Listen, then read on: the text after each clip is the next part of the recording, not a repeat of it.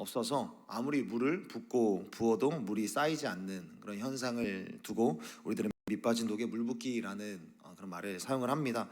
밑 빠진 독처럼 아무리 애를 쓰고 애를 써도 자신의 인생을 채울 수 없는 그런 사람들이 있습니다.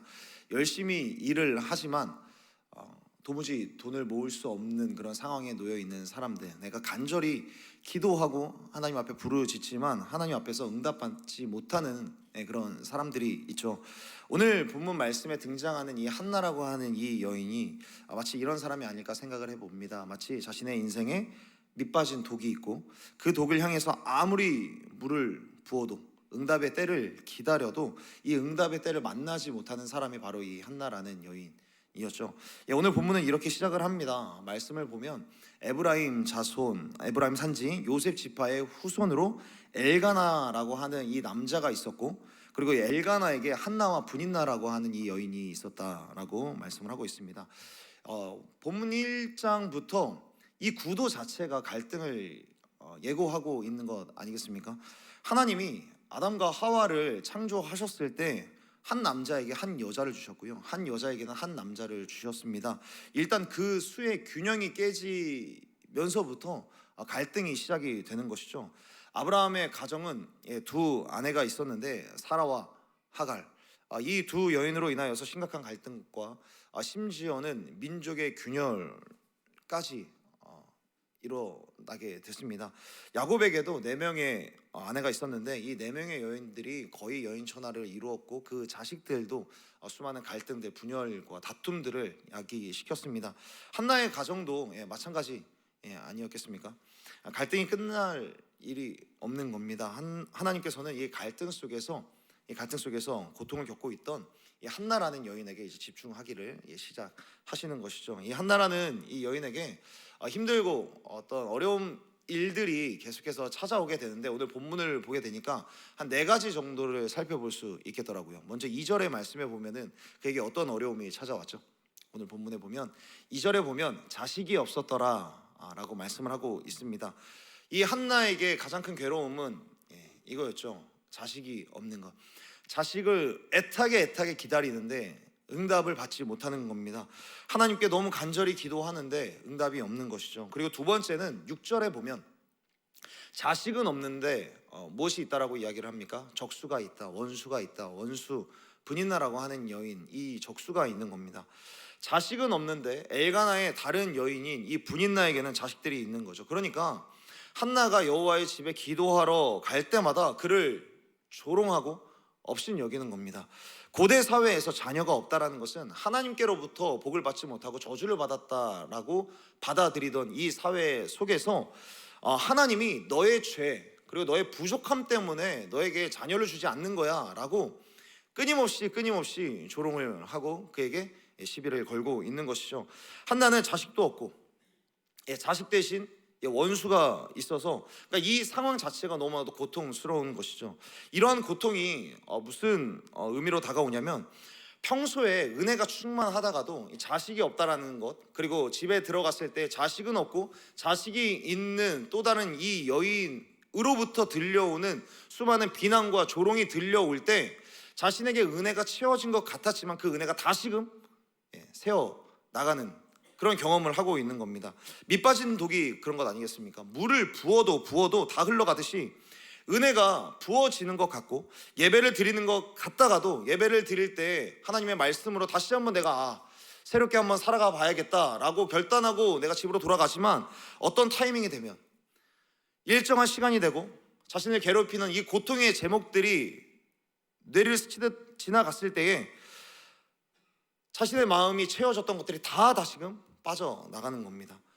내 안에 소원이 있고 기도 제목이 있죠. 가정의 문제나 직장의 문제나 자녀의 문제, 여러 가지의 문제가 있지 않습니까? 우리가 하나님께 열심히 기도하면서 은혜를 받고 있고, 내가 기도하는 이 자리에서는 하나님께서 주실 것만 갖고 하나님께서 나에게 담대한 마음을 주셔서 집으로 돌아가는데, 일상 속에서 왠지 이것들이 이루어지진 않고 이 문제들만 생각을 하면 밑 빠진 독에서 물이 빠져나가듯이 우리 안에 있었던 이 은혜마저도 내 안에 있는 이 구멍, 이 밑 빠진 이 독처럼 계속해서 계속해서 흘러나가고 시간이 지나면 지날수록 이 갈증은 더욱더 커져가는 겁니다.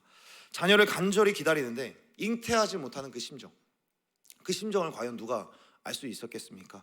당사자 외에는 누구도 모르는 거죠. 밑 빠진 독에 물을 붓는 그 사람 외에는 이 사람의 비참한 심정을 알 수가 없는 겁니다. 건강하고 싶긴 한데 남들은 헬스도 다니고 필라테스도 다니고 크로스핏도 다니고 몸을 만들기는 하는데 그러기는커녕 관절이 아프고 두통이 심해서 운동을 할 수 없는 겁니다. 관절이 소리를 지르고 두통이 오고 일어나는 것 자체가 너무나도 힘든 겁니다. 그러니까 이거에 대해서 아파본 적이 없는 사람은 절대 모르는 겁니다. 이 상황에 대해서 하나님 몸을 좀 고쳐달라고 아무리 부르짖지만 그 문제가 해결되지 않으면 이 문제 하나 때문에 내 인생 많은 부분들이 망가지는 겁니다. 그러니까 행복이 이렇지 않습니까? 행복하기 위해서는 굉장히 많은 게 필요한데 불행하기 위해서는 하나만 없으면 되듯이 건강 하나만 구멍이 나고 어떤 관계적인 문제 이것 하나만 구멍이 나버리고 돈 하나만 구멍이 나고 영적인 사건 하나만 있어서 내 마음 가운데 구멍이 나면 그 구멍 하나로 모든 게 새어나가는 겁니다. 아무도 모르는 겁니다. 아무도. 그래서 세 번째 고통이 무엇입니까? 8절입니다. 8절의 말씀을 우리 다 함께 읽어봤으면 좋겠습니다. 8절 말씀 함께 읽겠습니다. 시작. 그의 남편 엘가나가 그에게 이르되 한나여 어찌하여 울며 어찌하여 먹지 아니하며 어찌하여 그대의 마음이 슬프냐? 내가 그대에게 열 아들보다 낫지 아니하냐 하니라. 아멘. 방금 전에 말씀드렸다시피 이 고대 사회에서는 자식을 갖지 못하면은 하나님의 저주로 받아들이는 것뿐만 아니라 우리나라의 어떤 조선시대 때처럼 아이를 갖지 못하면 아내나 며느리를 핍박하는 것이 굉장히 자연스러웠던 시대였습니다. 그러니까 분인나가 한나에게 하는 행동은 어쩌면 되게 자연스러웠다는 겁니다. 이스라엘도 자녀를 낳지 못하고 아들을 낳지 못하면 심각한 핍박을 받는 그런 곳이었습니다. 그런데 이 가정에서 너무나도 다행인 건 분인나는 이렇게 핍박을 하는데 한나의 남편인 엘가나는 그를 핍박하지 않는다는 거죠. 엘가나는 그의 아내를 정말 사랑했습니다. 엘가나는 이 한나에게 분인나보다 갑절을 주고 내가 많이 사랑한다는 것을 오늘 본문에도 이야기를 하고 있죠. 오늘 본문에 자식을 못 낳고 있는데 이 남편이 와서 이렇게 이야기를 하는 겁니다. 한나가 너무 슬퍼하니까 내가 그대에게 10아들보다 낫지 않습니까? 10아들보다 10명의 아들이 있어도 내가 낫지 않습니까? 내가 있는데 뭐가 그렇게 슬픕니까? 뭐가 그렇게 고통스럽습니까? 라고 이야기를 하는 겁니다. 그런데 이게 성경을 보면 굉장히 멋있다라고 생각을 할 수 있는데 우리 아내분들은 어떻습니까? 10명의 아들보다 옆에 계신 남편분들이 더 낫습니까? 아멘. 감사합니다. 그런 행복한 가정을 꾸려가시는 여러분이 되기를 축복합니다. 노년이 되면 될수록 이제 이런 고백들을 서로 이렇게 하는 것 같습니다.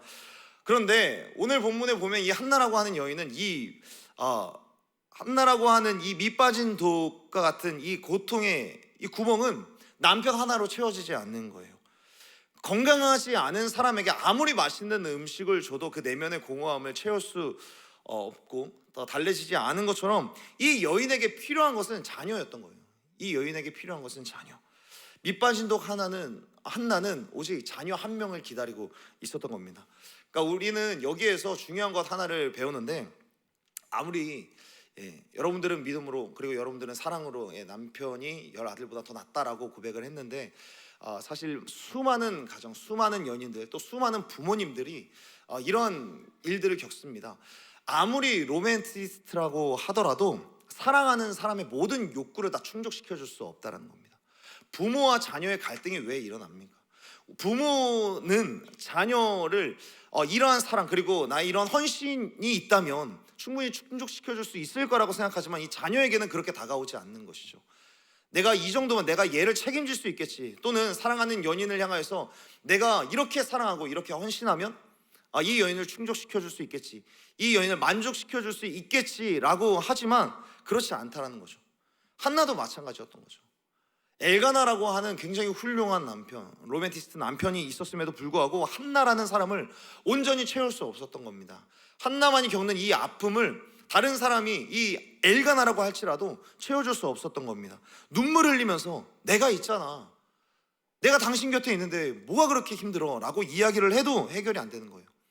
여러분, 특정한 시간과 특정한 일이 반복되면, 그리고 지속되면 내 마음을 알아주는 소중한 사람들의 어떤 격려와 위로조차도 온전히 나를 채워줄 수 없는 것을 우리들은 겪게 되는 겁니다. 그러니까 이 여인의 세 번째 고통은 뭐냐면, 이 사람도 나를 채워줄 수 없는 겁니다. 이 사람도 나의 이 독을 채워줄 수 없는 겁니다. 나에게 소중한 사람이죠. 의미 있는 사람입니다. 그러나 그 사람조차도 나의 내면의 이 구멍의 결핍을 채워줄 수 없는 거예요. 자식이 없고, 자식이 없는 대신에 원수가 있고, 그리고 그 구멍을 이 나를 사랑하는 사람은 채워줄 수 있겠지라고 하지만 그 사람도 나를 채울 수 없는 것을 날마다 경험하는 이 한나. 근데 이 세 가지 고통의 원인보다 훨씬 더 한나를 괴롭게 하는 고통의 원인이 있었습니다. 그 고통이 무엇인가? 5절부터 6절의 말씀을 우리 함께 읽어봤으면 좋겠습니다. 한나를 가장 괴롭게 하는 큰 문제는 무엇인가? 5절부터 6절까지 함께 읽겠습니다. 시작. 한나에게는 갑절을 주니 이는 그를 사랑함이라. 그러나 여호와께서 그에게 임신하지 못하게 하시니 여호와께서 그에게 임신하지 못하게 하심으로 그의 적수인 분인나가 그를 심히 격분하게 하여 괴롭게 하더라. 아멘. 네 번째 문제가 있습니다. 네 번째 문제는 하나님께서 나의 소원을 외면하시는 겁니다. 하나님께서, 오늘 본문에 보면 하나님께서 그에게 임신을 시켜주지 않았다라고 말씀을 하고 있습니다. 하나님께서 한나의 소원과 한나의 기도를 외면하시는 것이죠. 한나에게 자식을 안 준 분이 다른 분이 아니라 하나님이시라는 겁니다. 가장 본질적이고 굉장히 심각한 고통인 거죠. 하나님, 왜 나의 기도를 들어주시지 않으십니까? 여러분, 한나라고 하는 이 이름의 의미는 은혜이고 은총이라는 의미입니다. 그러니까 한나는 사실상 자신의 이름이 들려올 때마다 하나님의 은혜와 은총을 생각해야 되는데 그게 생각이 나지 않는 겁니다. 이름을 불릴 때는 은혜이고 은총인데 이 여자의 마음은 오히려 더 깨어지고 상처를 입는 겁니다. 이름은 은혜인데 은혜가 없는 것처럼 느껴집니다. 하나님, 나에게 왜 이 은혜를 주시지 않습니까? 차라리 룻게 나오미처럼 나를 그냥 차라리 상실이고 저주라고 불러라 라고 하고 싶은 마음뿐인 거죠. 여러분, 환경이나 사람이 우리의 인생을 힘들게 할 수가 있습니다. 그런데 아무리 환경과 아무리 사람이 우리를 힘들게 할지라도 우리들은 그래도 하나님 앞에 나와서 울 수 있습니다. 하나님 앞에 나와서 울 수 있는데, 그런데 하나님께서 나를 향하여서 문을 닫고 계신 것만 같은 그런 느낌이 들 때, 하나님께서 나의 기도를 들어주시지 않는 것만 같은 느낌이 들 때, 기도를 아무리 해도 문이 열리지 않는 것만 같은 그 느낌이 들 때, 그 영적인 절망은, 이러한 영적인 아픔은 이길 길이 없는 겁니다. 하나님, 도대체 왜 그러십니까? 하나님, 도대체 왜 내 기도를 들어주시지 않으십니까? 한나는 부르짖을 수밖에 없는 겁니다. 아무리 기도하고 불러도 이 밑빠진 독의 기도가 새어나가는 것처럼 하나님의 음성도 들리지 않고 응답이 없는 겁니다. 그러니까 그녀의 마음은 훨씬 더 괴로운 것이죠. 날이 가면 갈수록 산 넘어 산인 거예요. 부어도 대답 없는 이 기도의 시간, 애쓰고 애써도 노력해도 해결되지 않는 이 고난의 터널을 지나고 있는 이 한나는 그냥 밑빠진 독 그 자체였던 것이죠. 그런데 이 모태를 틀어주고 계셨던 하나님, 이 문제 가운데 사실상 한나를 맡고 계셨던, 그리고 한나를 괴롭게 하셨던 이 하나님께서 이 밑빠진 독과 같은 이 한나라고 하는 이 여인을 채워가시는 내용이 오늘 본문의 내용입니다. 그렇다면 하나님께서는 한나를 어떻게 채워가기를 시작을 하시는가? 우리 9절부터 10절까지의 말씀을 함께 읽어봤으면 좋겠습니다. 밑빠진 독과 같은 이 한나라고 하는 여인을 어떻게 채우시는가? 9절부터 10절 말씀 함께 읽겠습니다. 시작. 그들이 실로에서 먹고 마신 후에 한나가 일어나니 그때 제사장 엘리는 여호와의 전 문설주 곁 의자에 앉아 있었더라. 한나가 마음이 괴로워서 여호와께 기도하고 통곡하며. 아멘. 하나님께서 어떻게 이 밑빠진 독을 채워가시는가? 첫 번째는 성경에서는 오늘을 먼저 편안한 엘리와 괴로운 한나를 대조해서 보여주고 있습니다. 편안한 엘리와 괴로운 한나. 오늘 말씀을 보면 엘리 제사장은 어디에 있었다라고 이야기를 하고 있습니까? 여호와의 전 문설주 곁에 있습니다. 엘리 제사장은 나이가 굉장히 많이 든 사람이었고 그리고 동시에 이스라엘의 마지막 지도자였고 마지막 사사였습니다.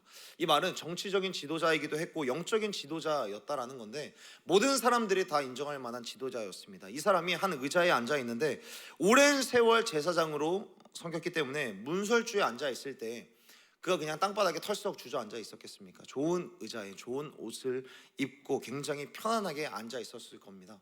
국가의 지도자였기 때문이죠. 그래서 그렇게 앉아 있는 굉장히 좋은 의자와 그리고 거룩해 보이는 옷을 입고 그 의자에 앉아 있었을 때 여호와의 전에 오는 사람들이 그를 보면서 어떻게 생각했을까요? 굉장히 거룩해 보인다. 그치, 이렇게 앉아 있는 게 굉장히 영적인 사람처럼 보이지, 평안해 보인다 라고 보였을 겁니다. 그런데 그때 이 많은 사람들에게 엘리와 한 여인이 또 보이는 겁니다.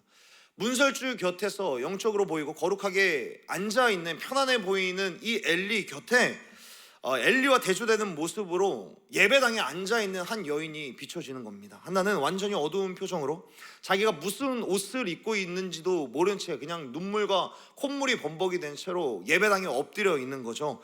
버틸 기운도 없어서 허수아비처럼 그냥 쓰러져서 엎드려서 통곡하며 기도를 하고 있습니다. 세상에 그 누구도 자기의 마음을 알아주지 못한다라고 자기를 사랑해주는 남편도 자기 마음을 채울 수 없다라는 이 좌절과 이 시면의 마음을 가지고 창자가 끊어지는 고통을 가지고 하나님 앞에 매달리며 울고 있습니다. 이 사람이 제대로 말도 못했던 것 같습니다. 우리들이 잘 알고 있다시피 엘리 제사장은 이 모습을 보고 술 취했구나라고 생각할 정도로 어떠한 말도 못하고 있는, 그냥 엘리에게도 그렇게 보였으니 수많은 사람들에게도 그렇게 보이지 않았겠습니까? 그러니까 술 취한 것처럼 그냥 바닥에서 울고 있는 그 사람을 보고 엘리도 이렇게 생각했는데 사람들도 저런 사람이 이곳에 왜 왔지? 저런 사람이 이곳에 와서 술주정 부리는 것도 아니고 저게 왜 앉아있을까? 사람들이 보기에는 진짜 은혜를 받아서 그 은혜를 누려서 편안하게 있는 사람은 누구처럼 보입니까? 엘리가 사람들이 보기에는 은혜 받은 사람인 겁니다. 그런데 그 옆에 은혜의 영역 안에서 완전히 소외된 것 같이 보이는 한나라고 하는 여인이 있는 겁니다. 사람들이 볼 때에는 은혜의 상징은 엘리인 겁니다. 그리고 저주의 상징은 한나처럼 보이는 거죠. 그리고 이 두 사람이 완전히 대조돼서 오늘 성경에서 우리 가운데 소개해주고 있는 겁니다. 그러나 여러분, 하나님께서는 이 두 사람, 사람들이 보기에는 은혜의 상징을 엘리로 보고 저주의 상징을 한나로 보고 있을 때 과연 하나님도 똑같은 시선으로 그들을 바라보고 있었을까? 사람들이 엘리를 어떻게 생각하든지, 사람들이 한나를 어떻게 생각하든지, 사람들이 또 다른 사람들을 어떻게 생각하든지 하나님께서는 거기에 관심이 없으셨습니다. 사무엘상의 내용이 다 이런 거죠. 사무엘상 전체적인 내용을 보면은 주요 인물들이 네 사람이 나옵니다.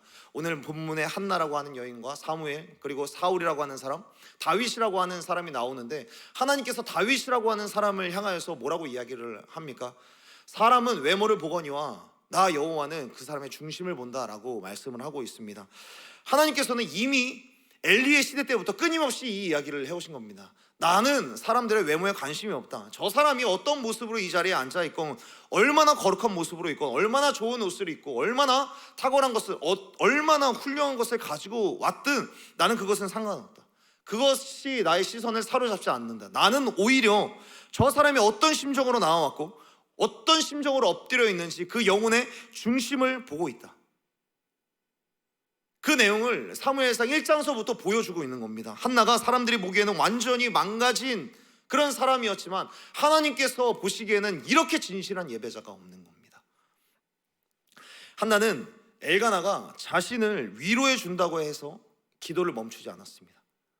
자기의 기도가 막힌 것 같은, 막혀 보이는, 하나님께서 나에게 주시지 않는구나 라고 어떻게 보면 확신이 들었을 때도 그 기도를 중단하지 않았습니다. 그냥 하나님 앞에 응답 없는 수치인불명의 그 기도를 끊임없이 하면서 하나님 앞에 나아가고 있습니다.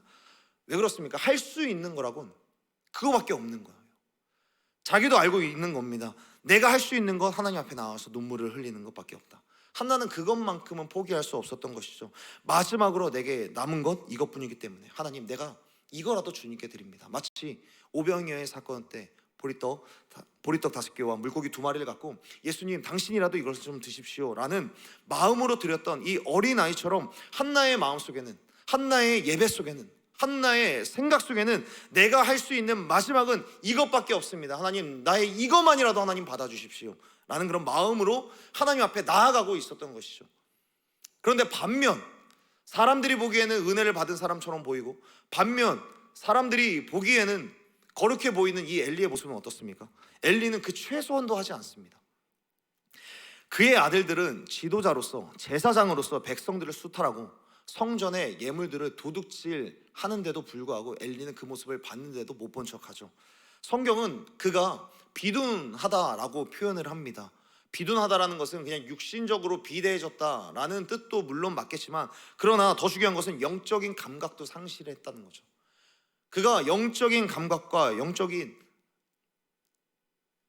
권세도 아무것도 다 낼 수 없을 정도로 둔해졌다라는 것을 표현을 하는 겁니다. 제사장으로서 해야 하는, 백성들과 하나님을 연결시키는 그 일을 하지 못해서 영적으로는 암흑시대로 계속해서 가고 있는 거죠. 사사기와 사무엘상을 읽는 이 이스라엘의 분위기가 이런 것 아니겠습니까? 자기의 소견이 옳은 대로, 겉으로 볼 때에는 은혜가 충만한 사람이었지만 최소한에게 그에게 맡겨진 그 임무조차 제대로 하지 않는 사람이 바로 엘리였습니다. 그러니까 이 말이 뭐냐면, 사실을 직시해 보자면 성전에 엎드려서 통곡해야만 하는 사람이 과연 누구냐는 거죠. 누구입니까? 성전에 엎드려서 눈물 콧물 쏟으면서 자신이 입은 옷들, 좋아 보이는 것들 다 내려놓고, 하나님 아버지 우리에게 은혜를 주십시오. 사사시대, 이 시대가 영적으로 완전히 흑암에 덮여 있습니다. 하나님 우리에게 긍휼을 여겨 주십시오, 긍휼의 은혜를 주십시오 라고 기도해야 할 사람은 엘리였습니다. 하나님, 이 시대에 하나님이 없는 것처럼 느껴지고, 하나님을 믿는 사람도 없고, 하나님을 믿는 사람도 없고, 하나님을 섬기는 사람도 없습니다. 다 자기 소견이 옳은 대로 삽니다. 하나님 우리 가운데 긍휼을 여겨 주옵소서. 영적인 각성을 위해서 무릎을 꿇고 하나님 앞에 간절히 기도하고 부르짖어야 하고, 또 금식하면서 눈물을 쏟아야만 하는 사람은 엘리였지만, 사람들은 엘리가 괜찮다라고 이야기를 하고 문설주 곁에 앉아 있어도, 아, 엘리 제사장이 저기 앉아 있구나, 아, 멋있어 보인다, 거룩해 보인다 라고 하니까 엘리는 진짜 자기가 괜찮은 줄 알았던 거예요.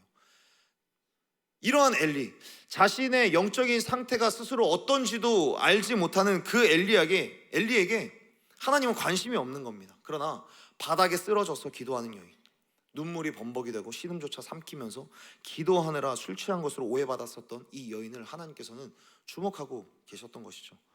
사랑하는 여러분, 간절히 소원하고 축복합니다. 이 예배 가운데, 그리고 여러분들의 기도 생활들을 이어가고 여러분들의 신앙생활들, 여러분들의 예배 생활을 이어갈 때마다 여러분들 내면에 있는 구멍들을 발견하게 되었을 때, 하나님, 나에게는 메워지지 않은 구멍이 있습니다. 사람들이 위로할 수 없는 절대적인 결핍과 절대적인 상실과 절대적인 고독의 공간이 있습니다. 그 고독과 상실과 이 결핍에도 불구하고 내가 할 수 있는 건 기도하는 것밖에 없고, 하나님 앞에 나와서 예배하는 것밖에 없고, 하나님 앞에 나와서 무릎 꿇는 것밖에 할 수 없기 때문에 주님, 내가 여기에 와 있습니다 라고 이야기할 때 하나님이 우리를 주목하실 줄로 믿습니다. 설령 지쳐서 영적으로 침체해서 기도하고 싶은데 기도는 안 나올 수 있죠. 눈물만 나오고 마음은 찢어지고 한숨만 나오는데, 하나님 앞에 엎드려서 이야기할 수 있는 것이 하나도 없다고 해도 하나님은 그 사람을 향하여서 끊임없는 은혜를 부어주실 줄로 믿습니다. 여러분, 기도는 말로 하는 게 아니라 마음으로 하는 것이죠. 내가 말이 수려하지 않아도, 내가 때로는 방언을 하지 못한다 할지라도 애끓는 마음, 간절한 마음, 하나님 내 마음, 이러한 내 마음이라도 받아주십시오 라고 주님 앞에 나아가서 그냥 그 자리에서 내가 드릴 수 있는 건 이 자리를 지키는 것뿐입니다 라고 하나님 앞에 나와서 예배할 때 하나님은 그 사람에게 관심이 있는 겁니다. 이 한나의 마음이 여러분들 가운데 임하기를 축복합니다. 하나님, 내 안에는 하나님이 아니면 채울 수 없는 구멍이 하나 있습니다. 내가 부르짖고 기도하지만 이제는 기도할 힘이 남아있지 않은 이 수준에 있고, 아픔이 있지만 기도의 열정도 떨어지고 영적인 컨디션도 지금 바닥이라서 할 수 있는 것도 아무것도 없지만, 내가 할 수 있는 것 그저 주님 앞에 나와서 엎드리는 것뿐입니다. 그렇게만 나오는 사람이라고 할지라도 우리 주님은 그 사람에게 집중하실 줄로 믿습니다. 여기가 끝이 아니죠. 주님은 계속해서 은혜를 주시는 거죠. 또 한 가지, 하나님께서 어떻게 은혜를 채우시는가? 하나님의 눈물을 알게 되어서 하나님과 공명하고 하나님과 동기화되어져 가는 은혜를 누리게 되는 겁니다. 무슨 말이냐? 한마디로 나의 눈물과 하나님의 눈물이 같이 흐르게 되는 겁니다. 여러분, 한나의 이 고통의 원인은 자식이 없는 것이었죠. 고통의 원인은 자식이 없는 것이었어도 고통의 결과는 끊임없이 하나님께 나아가는 그런 결과를 초래하게 되었고 그렇게 나아갔습니다. 그러니까 한나에게 정말로 위대한 것이 있다면, 위대한 영적인 힘이 있다면 가장 힘든 순간에도 하나님을 신뢰하는 마음만큼은 잃지 않았습니다. 그러니까 하나님이 틀어지고 하나님이 모든 것을 무너뜨렸음에도 불구하고 하나님께서 이 문을 나에게 열어주시지 않는구나라는 것을 알았음에도 불구하고 하나님께 나아가는 것을 포기하지 않았습니다. 문을 잠그신 분도 하나님이시라면 이것을 여는 분도 하나님이시겠다라고 믿음으로 나아갔다라는 것이죠. 그럼에도 불구하고 하나님 앞에 나아갔습니다. 고통의 광야를 걸을지라도 그럼에도 나아갔습니다. 그런데 그러한 고통의 광야일지라도 하나님께 나아가는 것이 무슨 의미가 있는가? 고통의 광야일지라도 하나님께서는 그곳에서 장막을 치시면서 기다리고 있다는 사실을 경험하게 되는 것입니다. 한나는 이 고통 속에서 나아가서 하나님께서 이 고통의 광야 속에서도 그럼에도 장막을 치고 나를 기다리신다는 것을 보게 되는 거예요. 하나님께서 주목하시는데, 그런데 하나님께 나아가는 것을 넘어서 무엇을 알게 되느냐? 한나는 하나님도 자기와 같이 밑빠진 독에 물을 붓고 계신다라는 사실을 알게 되는 겁니다. 한나는 하나님도 나와 같은 슬픔을 좀 가지고 계시는구나. 기도할 때 이걸 알게 되는 거예요. 하나님께 나가 보니까 나를 주목하시는 하나님께 계속해서 한 걸음씩 기도하면서 나아가 보니까 하나님도 밑빠진 독에 계속해서 물을 붓고 계신다라는 거예요. 그렇다면 하나님께 있는 밑빠진 독은 무엇일까요? 하나님께 있었던 밑빠진 독은 바로 이스라엘 백성이었습니다. 이스라엘 백성, 내가 사랑하고 사랑해도, 내가 은혜를 주어도 계속 부어도 하나님을 배신하는, 자기의 소견이 옳은 대로 살아가는 이 백성들을 보면서 하나님은 바닥치는 이 백성들을 보면서 어떻게 해야 할지 모르겠는 거죠. 그들의 삶은 피폐해졌고 예배는 무너지고 어디에서부터 이 해결의 실마리를 찾아야 할지 알지 못하는 그런 상황, 어디서부터 이 회복의 일들을 행해야 할지 하나님께서도 마음이 무너져 가는 거죠. 모든 사람도 알 수 없고 하나님도 어떻게 해야 될까? 자식을 잉태하지 못하는 한나처럼 하나님께서도 쓰실 사람이 없는 거예요. 물론 쓰시려면 쓰시겠죠. 그러나 이후에 나오는 다윗처럼 그 마음의 중심을 하나님께 드릴 만한 사람이 없는 겁니다.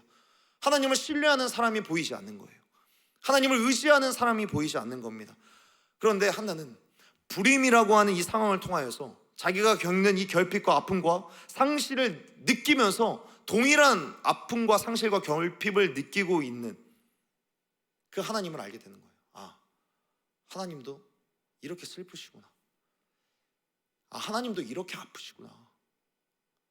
나만 아픈 게 아니었구나. 하나님에게도 밑빠진 독이 있구나. 그렇지만 하나님이 하시는 일이 뭐냐면, 그럼에도 밑빠진 독이 계속해서 물을 붓고 계속해서 붓는 겁니다. 사랑의 물을 붓고 은혜의 물을 붓고 채워질 수 없는 이스라엘에게 지속적으로 계속 약속의 말씀을, 은혜를 채워주시기를 결정을 하시는 겁니다. 하나님이 붓는다고 해서 이 이스라엘 백성들이 하나님이 날 채워주시는구나, 하나님께서 나를 붙잡아 주시는구나, 거기에 대해서 감사하는 백성들이 아니었습니다. 철없는 자녀와 같은 것이죠. 지난 한 주 동안 지극정성으로 저녁밥을 차려주고 아침밥을 차려주는데 밥 어떤 메뉴 차려줬는지 하나도 알지 못한 채 내가 잔소리 한마디 했다고 마음 토라져서 삐져서 자기 방에 들어가는 이 자녀랑 똑같은 겁니다. 그렇게 어그러져서 하나님은 내 기도를 들어주시지 않는다, 이렇게 이야기하는 이 이스라엘 백성들. 한나도 계속 기도하다 보니까 이 하나님이 너무 짠한 거예요. 하나님도 외로우시겠다. 하나님도 이런 외로움을 가지고 계시는구나. 정신을 차려보고 주위를 둘러보니까 더 가관인 거예요. 나도 먼저는 밑빠진 독을 가지고 하나님 앞에 나와왔지만 주위를 둘러보고 정신을 차려보고 옆 사람을 둘러보니까 다 기도하는 사람마다 다 자기의 밑빠진 독 채워달라고 기도하는 사람들, 다 그런 아우성뿐이니까 자기만의 밑빠진 독 다 들고 와서 이거 채워달라고, 하나님 자녀 문제, 진로 문제, 하나님 건강 문제, 돈 문제 채워주세요, 다 이 문제를 가지고 하나님 앞에 기도하고 있으니까 그런 사람 천지인 곳에서 한나가 이제는 기도를 바꾸기를 시작을 하는 겁니다. 하나님, 나에게 만약 자녀를 주신다면 당신의 결핍을 채울 당신의 그 고통을 안을, 그 아픔을 달랠 하나님의 사람으로 키우고 싶습니다. 기도를 바꾸기를 시작을 하는 거죠. 여러분, 한나는 이거 주시면 제가 그거 해줄게요 라고 서원했기 때문에 아들을 얻은 것이 아닙니다. 한나는 이미 아들을 갖기 전부터 하나님의 심정을 같이 토로하면서 통하면서 하나님의 아픔을 채우겠다고 결정을 했었던, 하나님과 공명을 이루고 하나님과 동기화를 이루었었던 그런 삶을 살아갔었던 겁니다. 한나는 기도할수록 자기의 고통 속에서 하나님의 고통과 공명하면서 하나님과 동기화해야 되는 그런 현상이 일어났던 것이죠. 하나님께서는 고통 속에 있는 여인에게, 자신에게 부르시는 이 여인에게 자신의 고통과 아픔을 알려주기 시작을 했던 겁니다. 한나야, 내 마음도 이렇다. 나도 이런 슬픔을 가지고 있다. 그래서 한나가 아이를 낳자마자 진짜 그 자녀를 하나님 앞에 대본해 드립니다. 한나가 이후에는 수많은 자녀들을 낳긴 했지만 사무엘을 낳았을 때는 아들 딱 한 명이었습니다. 그런데 이 아들을 하나님 앞에 아낌없이 대번에 바치는 겁니다. 아브라함이 이삭을 바치듯이 어떠한 주저함도 없이 그냥 바쳐버리는 겁니다. 내게 아들이 있고 없고, 명예가 있고 없고를 떠나서 그냥 이 아들을 드립니다. 이건 그냥 그녀의 전부, 마음 전부, 그 삶 전부를 그냥 하나님 앞에 드리는 겁니다. 사랑하는 여러분, 여기에서 하나님이 채우시는 사람의 기도는 뭐냐면, 여러분, 기도가 무엇입니까? 기도는 나의 마음을 가지고 가서 하나님의 마음을 만나는 게 기도입니다. 나의 뜻을 가지고 가서 하나님의 뜻을 알고 하나님의 뜻대로 살겠습니다 라는 것이 하나님께서 채우시는 그 기도의 정체입니다. 하나님의 아픔을 아는 것, 내가 먼저는 나의 아픔을 가지고 갔지만 하나님의 아픔을 만나는 것, 나의 비전을 가지고 갔지만, 나의 소원을 가지고 왔지만 하나님의 비전과 하나님의 소원을 알아서 내가 거기에 맞춰서 살겠습니다 라는 것이 하나님께서 채우시는 그 기도인 것이죠. 이렇게 기도의 마음을 바꾸고 있었을 때 그 여인을 통하여서 하나님은 엘리의 시대를 끝내고 하나님의 위대한 선지자 사무엘, 그리고 다윗의 시대를 만들어가기 시작했습니다.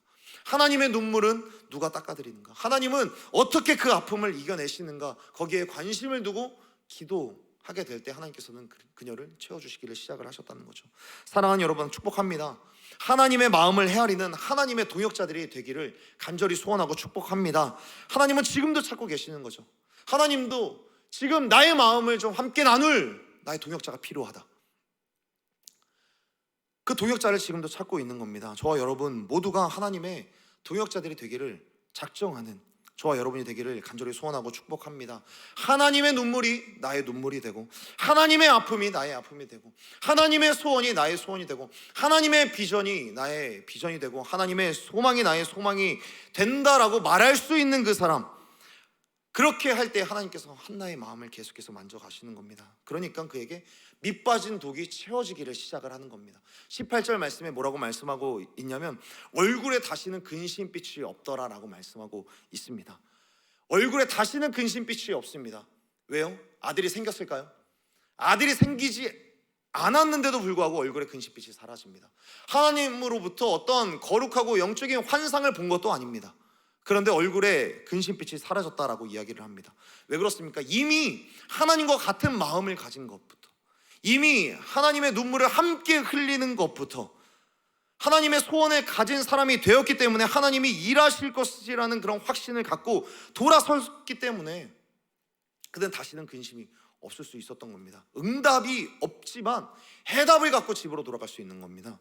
여러분, 밑빠진 독에 물을 채우는 방법이, 유일한 방법이 있죠. 구멍 때문에 채울 수 없는 것처럼 보이고 그 밑이 아무리 넓어서 채울 수 없다라고 이야기할 수 있지만, 어떤 영화에서 나온 것처럼 밑빠진 독을 강에다가 집어넣으면 그 밑빠진 독은 그냥 그 자체가, 강 밑바닥에 가라앉은 독 자체가 물이 가득 찬 독이 될 수 있는 겁니다. 한나가 하나님의 마음에 동기화가 되고 자신의 밑빠진 독을 채워달라고 간절히 기도하다가 그 마음이 바뀌어서 밑빠진 독 그대로 가서 하나님의 거룩한 소원에 자신의 삶을 던지기를 시작을 하는 겁니다. 내 인생을 하나님의 은혜의 강 안에, 하나님의 그 거룩한 소원 안에 내 인생을 담겠습니다. 마치 강에 독을 담그는 것처럼 하나님의 은혜의 강물과 그 은혜의 뜻 안에 나를 담그는 겁니다. 주를 위해 살겠습니다. 주님의 그 소원 위하여서 내 삶을 던지겠습니다. 아직 이루어진 것은 없습니다. 응답도 아직입니다. 그러나 하나님의 소원을 먼저, 하나님의 마음을 먼저, 그 마음에 내가 살아가기로 그 마음에 합당하게 살아가기로 작정했을 때 하나님께서는 결핍된 그 사람의 인생을 채우시기를 시작을 하는 겁니다. 사랑하는 여러분, 성령의 충만은 성령이 우리 가운데 임해야 하죠. 그런데 성령이 임할 때 나 역시 성령님 안으로 들어갈 수 있어야 합니다. 하나님의 소원이 나의 소원이 되고 내 안에 여전히 무너지고 깨어진 부분이 있지만 그 모습 그대로 내가 하나님 앞에 나아가는 겁니다. 말씀을 정리하겠습니다. 우리도 각자 밑빠진 독들이 있는 줄로 압니다. 부어도 채워질 수 없는 그런 영적인 상태와 삶의 경험들을 우리들은 너무나도 많이 마주하면서 살아갑니다. 주님의 은혜가 부어지는 것은 어렴풋이 느끼고 알고는 있는데 도무지 채워지지 않는 것만 같은 그런 때, 그때 우리는 먼저 주님 앞에 나아갈 수 있어야 합니다. 내가 삐지고 호라지고 시위를 할지언정 우리들은 하나님 앞에 나아가서 시위할 수 있어야 될 줄로 압니다. 왜 안 들어주십니까? 왜 내 삶 가운데 이렇게 고통만 있습니까? 라고 할지라도 우리들은 주님 앞에 나아가서 통곡하고 엎드릴 수 있어야 한다는 겁니다. 그리고 그렇게 나아가기만 한다면, 그렇게 나아간다면 사실은 나보다 훨씬 더 아파하시고 나를 이해하실 만큼 눈물을 흘리시는 하나님의 마음을, 하나님의 소원을 알게 될 줄로 믿습니다. 그렇게 하나님의 마음과 공명하고 하나님과 동기화되어 하나님의 마음에 합한 예배자로서 나아가는 것입니다. 응답을 주실 것에 기대하는 것보다 하나님이 원하시는 소원, 하나님께서 무엇을 이루시길 원하실까, 하나님의 거룩한 역사가 일어나는 것 그 자체를 기뻐하는 예배자가 될 때, 그렇게 하나님의 은혜 안에 우리가 담겨질 때 우리의 그 밑빠진 독이 하나님의 은혜로 채워지는 역사를 경험할 수 있는 줄로 믿습니다. 결핍 그대로 가도 여전히 내가 분노하고 여전히 내가 우울하고 여전히 여러 관계에 문제가 있고 이루어지지 않는 기도 제목이 있는데, 한나가 이런 응답의 증거가 없어도 근심하지 않았던 것처럼, 그 문제가 더 이상 한나를 괴롭힐 수 없었던 것처럼, 하나님께서도 나를 지금까지 괴롭게 했었던 그 문제들이 더 이상 나를 괴롭게 하지 못할 그 수준에 이르도록 하나님께서 우리들을 이끌고 가신다라는 것이죠. 내 마음에 구멍을 내는 여러 문제들이 더 이상 나를 괴롭게 하지 못한다. 이런 것들이 자신의 뛰어남이나 탁월함 때문이 아니라 주님의 은혜의 강이 흐르고 있기 때문에, 주님께서 나에게 이미 내 삶 저변에 훨씬 더 큰, 나의 구멍보다 훨씬 더 큰, 아니 그 모든 독을 다 담글 만한 그 강을 내 삶 가운데 계속해서 흘려주시기 때문에 우리들은 나의 이 깨어진 독을 그저 주님의 강에 던져 주님과 동행하며 주님과 함께 살아가면 되는 줄로 믿습니다. 우리 삶 가운데 아무리 거대한 구멍이 나서 계속 은혜가 빠져나가는 것 같을지라도 끊임없이 채우시는 하나님, 집요하게 나를 주목하시는 그 하나님 앞에 나아가는 것을 포기하지 마시고 하나님의 마음을 알고 하나님 안에 담겨질 것을 구하고 하나님의 소원을 이루는 데까지 나아가서 나를 채우시는 하나님의 사랑, 나를 끝까지 하나님의 장막에서 나와 영원히 사시는 그 하나님의 그 은혜를 날마다 경험하며 살아가는 저와 여러분이 되기를 간절히 소원하고 축복합니다. 기도하겠습니다. 사랑이 많으신 하나님 아버지, 감사합니다.